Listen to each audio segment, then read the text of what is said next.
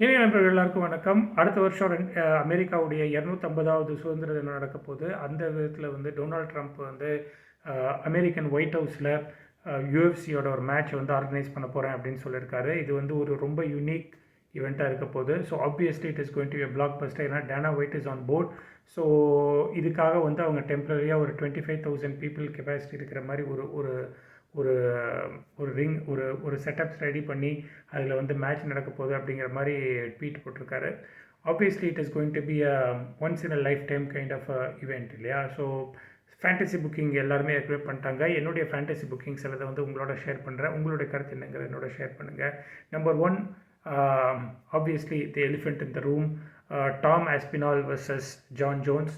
இப்போ தான் கொஞ்ச நாளுக்கு முன்னாடி நான் வந்து ஜான் ஜோன்ஸ் ரிட்டையர்மெண்ட்டை பற்றி ஒரு ட்ரிபியூட் வீடியோ போட்டிருந்தேன்.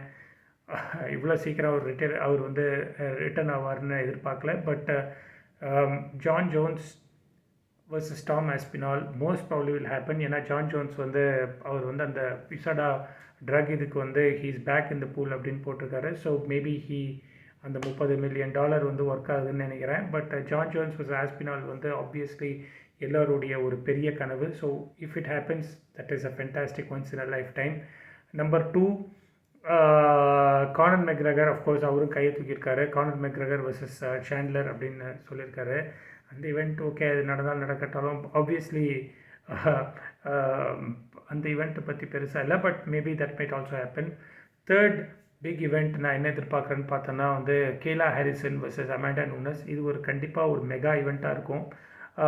இது நடந்தால் உண்மையிலே சூப்பராக இருக்கும். ஏன்னா கேலா வந்து she's in the top of her she's the peak of her performance. Amanda Nunes பற்றி கேட்கவே தேவையில்லை. த லைனஸ். ஸோ இந்த மேட்ச் நடந்தால் அதுவும் ஒரு கொண்டாட்டமாக தான் இருக்கும். ஃபோர்த் மேஜர் மேட்ச் நான் என்ன எதிர்பார்க்குறேன்னு பார்த்தோன்னா இஸ்லாம் வர்சஸ் டொபூரியா. இது நடக்கிறதுக்கு நிறையா வாய்ப்பு இருக்குதுன்னு நான் நினைக்கிறேன். ஏன்னா இப்போ டொபூரியா இருக்கிற ஃபார்மில் வந்து என்ன வேணால் நடக்கலாம். ஸோ இஸ்லாம் வர்சஸ் டொபூரியாவுக்கு வந்து டேனா வந்து புஷ் பண்ணுவாருன்னு எனக்கு தோணுது. அதை தவிர வந்து மைட்டி மவுஸ் டெமிட்ரியஸ் ஜான்சன் வந்து வாபஸ் வர்றதுக்கான வாய்ப்பு இருக்குன்னு தோணுது. பேண்டோயா மேட்ச் இருக்கலாம். பட் இதெல்லாம் இந்த மாதிரி இப்போ சொன்னதே வந்து கிட்டத்தட்ட ஒரு என்டையர் வருஷத்துடைய பேப்பர் வியூ எல்லாமே சேர்த்து போட்டாலே இது மாதிரி வந்துடுது. இதில் எத்தனை மேட்ச் வந்து நிஜமாக நடக்க போகுது, எத்தனை வந்து நடக்காது அப்படிங்கிறது இட்ஸ் ஸ்டில் ஒரு வருஷம் இருக்குது. பட் இது எல்லாமே வந்து பிளாக் பஸ்டர் மேட்சஸ்ஸு.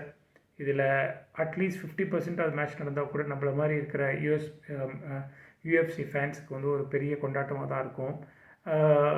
இதை தவிர என்ன மேட்ச் இருக்குன்னு எனக்கு தெரில. மேபி போ நிக்கல் வந்து திரும்பி வரலாம். அவரோட மேட்ச் இருக்கிறதுக்கான வாய்ப்பு இருக்குதுன்னு நினைக்கிறேன்.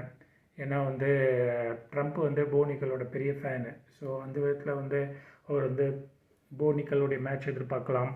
ஸோ எதுவும் நடக்கலாம். பட் எது நடந்தாலும் அடுத்த வருஷம் யூஎஃப்சி ஒயிட் ஹவுஸில் நடக்கிற அந்த மேட்ச் வந்து it is going to be a once in a lifetime mega blockbuster இவெண்ட்டாக இருக்குங்கிறதுல எந்த ஒரு கருத்தும் இல்லை, எந்த ஒரு கருத்து வேறுபாடும் கிடையாது.